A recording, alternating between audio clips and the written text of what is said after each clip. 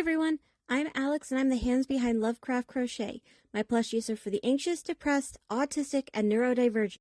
Small enough to travel in a purse, backpack, diaper bag, or even your pocket. You can check out my Facebook page or TikTok to see what patterns are available and stay tuned for the new ones coming out. I also make hats, scarves, blankets, and dice bags for the tabletop gamer or dice goblin in your life. Feel free to order through the page, TikTok DMs, or via email at love.craft.crochet@gmail.com.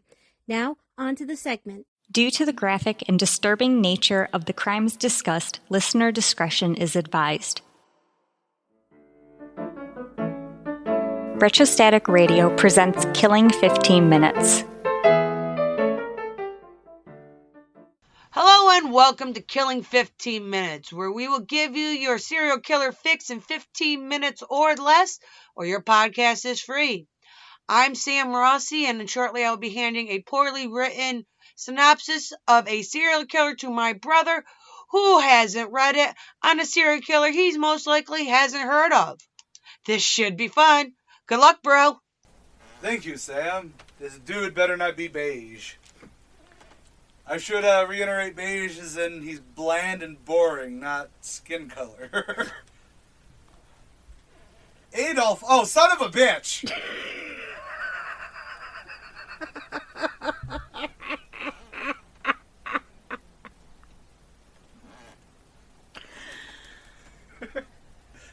Like that one, did you? That one was good. Adolf Laudenberg murdered 4 women in California during 1970. Even though he confessed to multiple people, police did not follow up until DNA technology was available.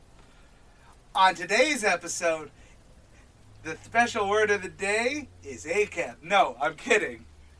It's VICAP. No, VICAP is not. What is it? CODIS. It's CODIS. No, it's, and once again, cops don't do shit. Do. I kid. Again, it's one of those, everyone has, I know we're not even off of paragraph 1. Everyone has the, oh man, did you hear about that too? Yeah, he totally did that. I understand why police didn't follow up. However, I feel like it's going to be one of those, wow, they really were fucking morons later on. But let's learn together, folks. Laundenburg was born in 1926. Jesus, he was 50s when he started killing people? Sorry, he was 44. Never mind what I'm saying.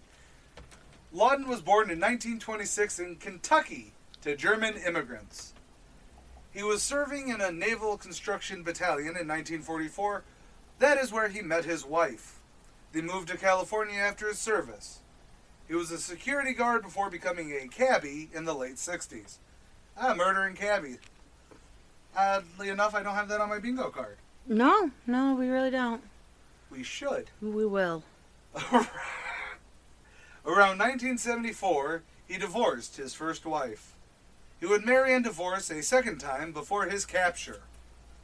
Laudenberg's modus operandi was to pick up drunk or ill women, who reminded him of his ex-wife. He was one of them. He would bind, rape, and strangle them. This isn't BTK, is it? No, his name's Dennis Rader. I know, that's why I was like... He either did this in LA or San Francisco, depending on where he was. Police questioned him during their initial investigation, but with no physical evidence. At that time, he was let go. Lori Petrie was last seen at San Pedro Bar on Christmas 1972. The next day, she was found partially dressed, strangled, and signs of sexual assault. Catherine Medina was last seen jumping into a van with an unknown man after an argument with her husband. I want to say something there, but makes you want to blame the husband, doesn't it? Like, she had to know him, right? Unless he was probably he could have been running a cabbie van.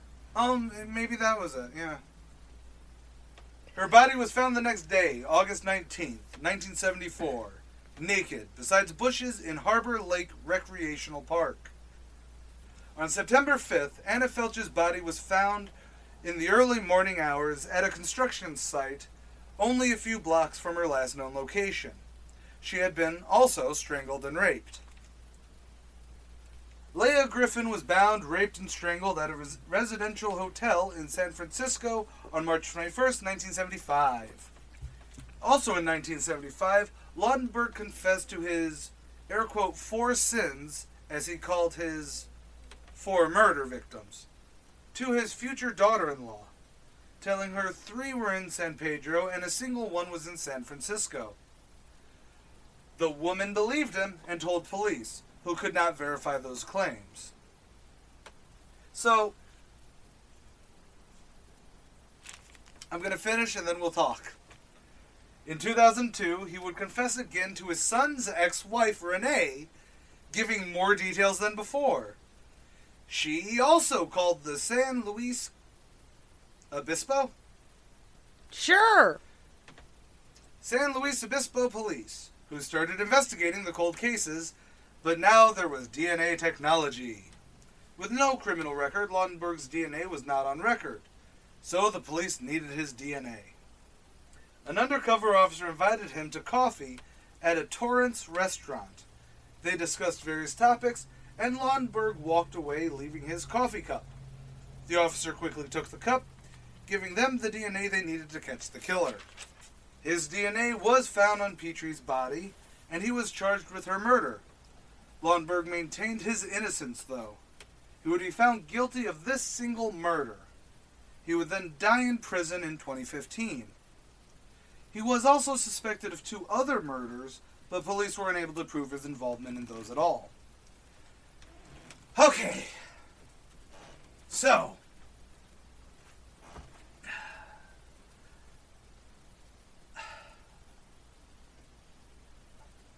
I think the cops are stupid, but he didn't kill anyone after that initial... Those 4 murders. Those 4 murders. That we know of. That we know of. I mean, he was suspected of doing 2 other ones, but he called them his 4 sins, yada, yada, yada. Firstly, why? not why he murdered. Why confess to them outright? Like... I think he was trying to show off to his daughter-in-laws. That would make sense. But... Well, not that it worries me, but I think that also means that, like, he wanted to impress them. Yeah. Like, he didn't tell his wife, or his ex-wife, or his current wife. No. Or then current wife. You know, he told one kid's wife. Yeah, his one son's wife there. The future one. The future's ex-wife. Well, nope, two different daughter-in-laws. Oh yeah, no, you're talking about. He was trying to show off to 2 different daughter-in-laws. Well, yes, he was. The first one was to his second wife's daughter, right? No, it was one of them was his son. One of them was his son's future daughter, future wife. No, one was the one in. That's someone else's serial killing. Hold on. No, in 2002, he confessed again to his son's ex-wife. Yes. That was the second time. The first time was his 4 sins, as he called it, to his future daughter-in-law, the first one. Or were they the same one and you just... No, there's 2 different... Okay. It's 2 different wives. Yes. Daughter-in-laws, sorry. Yeah, one is the daughter of one of his future wives. No. One of his son's future wives. Okay, well, that's also really good to know. Sorry.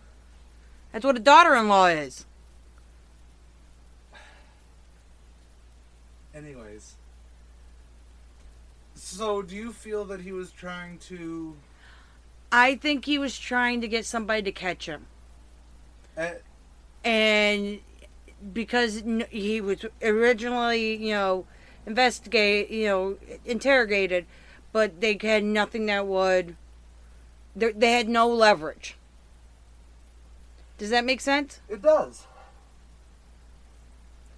Sorry, I'm crashing off of my caffeine. That's okay. So, I want to believe that the cops did everything they could with the information that they had. Even after this woman came out and was like, hey, he kind of said this, do you think that they actually looked into it a little bit? I don't know. It was California in the 70s, the heyday of the it was the heyday of murder of serial killers. Yeah, there has to be a reason for that, right? I don't know why California is the in the 70s was the murder capital of the world. Drugs and hippies. Drugs and hippies. All that granola. Anyways, so taking that into consideration, the amount of amount of killings that were going on then, if they had 100 murders in San Pedro in 1972, yeah, that's you're looking for a single murder in a haystack of murders, right? So, do I think they looked into it? Maybe. Do I think they actually went out and tried to investigate it again? No. Do I think they pulled the records and went, let's take a look here? Yeah. Oh, they've already cleared him. We're not going to go looking again. I didn't even think of that as an option. I just thought of it, actually. No, that's a good... Because you did say, and in the thing, he was initially investigated. Yeah. On a... Something had them looking at him. Right. I assume it was just that he was in the area at the time, probably. Probably. He was a taxi cab driver. I don't remember which time he was pulled in for between which murder. I assume the van one, probably. I would assume the van one also. Did you actually state it in here? No. Do you know who the most prolific serial killer in the U.S. is? Huh. The Reagan administration. I don't know. That's a George Carlin joke. No, I didn't know it was, but I was going to make the joke about that's a special sentence from next week's show. But no, it was I swore you brought it up. Oh, there we go. Yeah. Actually, it was one of his first. Laundenburg, modus operandi. Police questioned him during the initial investigation into I'm assuming it was the first victim. I would think so too, but I can't remember off the top of my head. Like their initial, because I don't think they were looking at it as a serial killing at the time. No, they did not, and they didn't put any. They did not connect it as a serial killing at that time. Though now we believe it is a hindsight thing. Hindsight says that he's a serial killer. And as much shit as we do give cops in a lot of these stories where it is like, and then they did nothing. And then they did nothing. There's also this weird thing that, and we do take hindsight into consideration within reason. Again, it's something I like bringing up. Dahmer had 3 bags of body parts in his back seat when he got pulled over at once. Yep. And the cops didn't look into it because they had no reason to suspect, the nice-looking white boy. I wouldn't even say that. It's just one of the... I mean, yeah, had he been black, they would have been what's in the fucking bags. Yeah. Even, especially at that time, too. Like, as much as things change... They stay the same. But it would have been, they had no probable cause to go, could you open the bags of trash in your bag, especially if you turned around and was like, oh, it's just trash, sorry. Yeah. Stuff like that. But there are also times where it could be, hey, this person just confessed to me that he fucking killed 4 people. I could easily see why it's okay, we'll pull the records, see what the hell. Right. But at the same time, I could also see it that if someone wanted to do their job, and I don't mean that in a cops are lazy or anything like that. It's, you have 100 cases to get through a day. Just on a detective level. You are investigating multiple things. Right. Hey, we already cleared this guy. Like you said, we already cleared this guy. Let's move on to, the new, these murders that we know is a serial killer. Or these murders, they're gang violence. Or these murders, the motorcycle gangs are back in town. Or, you know what I mean? Right. There's so much other stuff to do, where it turns into, you know, I am not equipped, as it were. Or it's not that I'm not equipped, it's, you know, because, like, yeah, a gung-ho, not even gung-ho, but if they had time, it would have been, okay, let's actually look at why they cleared him. Mm-hmm. Or, you know, something like that. Yeah, I think that cold case teams didn't become a thing until the early 2000s anyways. Right, and even then, most of them are almost volunteer basis. Like, yeah, we get it where you'll have a detective who wants to work cold cases. Exactly. You'll have a major crimes person, or you know, general crime, whatever you want to call it, who also is the cold case person. Yeah. Or, you know, this is they're now, or it cycles through, like, hey, now they're doing where there's full teams of to deal with cold cases. Right, and it's actually even given the rise of podcasting, where the rise of podcasting, the show Cold Case. Right. Also get, you know, is that one chick you were watching for, like, what was that one that you were watching when we had cable for that time? Was it Cold Case? I've watched Cold Case, yes. No, Cold Case is a fictional show, right? Yes. Because that was also Crossing Jordan. Crossing Jordan was also a cold case one. They would have cold cases on there too, yes. Okay, fine. The, like, 3 episodes of Crossing Jordan I ever really remember were cold case ones. But I never really sat down and watched the show like you did. Although I do love Jerry O'Connell. He was in Crossing Jordan, right? Yes, he was. Okay. He was the cop. Yeah. Now, I've always been a major crimes person.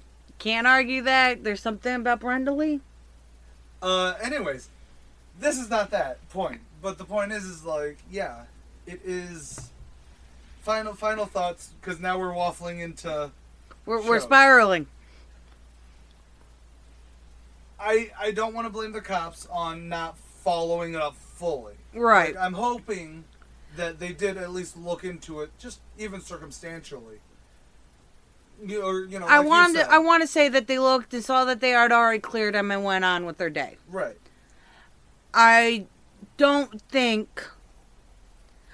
want to say that in 2002, when they went back in and found the DNA, they did what they could do with the technology they had available to them. Thankfully, there was, DNA that they were able to get off of one of the bodies. He's now he was behind bars, and though not long behind bars. No, I think it was I think he was only in jail for like 9 years. Yeah, he died in 2015. So 2015. So we'll give him 2 years for a trial. Roughly, yeah. So yeah, 10, 11 years. 10, 11 years. I don't think he was fully punished for his crime, but they never. I think that's going to be, and again, this is going to be another running gag besides my random fucking normie train thought, which I already know is going to get people pissed because it's not about neurodivergency, normal in the neurotypical sense. It's normal in a morality sense. I would go with rationality sense. I'll go with morality. Because even someone who has a spicy brain has a basis of some type of right and wrong. Yeah, but then we can go into, spicy brain can also mean, sociopathic tendencies. But even then, not understanding... You can have sociopathic tendencies and not be a serial killer. That's very true. But anyways, another one, besides that one, I think it's going to be... This is also a really interesting point to bring up on a bonus episode. Well, maybe you want to do that next? You know what? Yeah. What if we ended it now and then just did several bonus episodes in a row? We've set up so many bonus episodes at this point. Is it wrap up? Yeah, we'll go into the bonus episode, but we got to wrap up. Okay, so final thoughts. He was a piece of shit who strangled and raped women. I wish he did some more fun stuff. I do like that he called them his 4 sins, because that just has that little spice to it. Like, sort of like how the Nunslayer. Terrible, terrible fucking person. Good name branding, though. True. The 4 sins is good branding. Wait till we get to the third notebook. You're gonna love the Four of Hearts. The Four Hearts. Oh man, not foreshadowing. Can't wait to see that. I've been AJ Carey. I'm Sam Rossi. Later. So, do we actually want to do that? Yes, we do. Killing 15 Minutes is hosted by Arthur Carey, with scripts written and researched by Sam Rossi. If you like this episode or want to stay updated on this series, consider following Killing 15 Minutes on Patreon or Retrostatic Radio on all major social media platforms. Good night and God bless. You're watching Retrostatic Radio. Wheel of Random is turn, turn, turn. Tell us the 15 minutes we shall learn. I'm Sam Rossi, writer and co-host of Randomly 15 Minutes, where the Wheel of Randomness gives me the topic and I write about it. I'm Megan Klodnicki, and I'm the host of Randomly 15 Minutes. I cold read what Sam writes and learn in real time about a random topic. You can find us on all major podcast platforms and YouTube. Follow us on Facebook at Randomly 15 Minutes to get more random facts.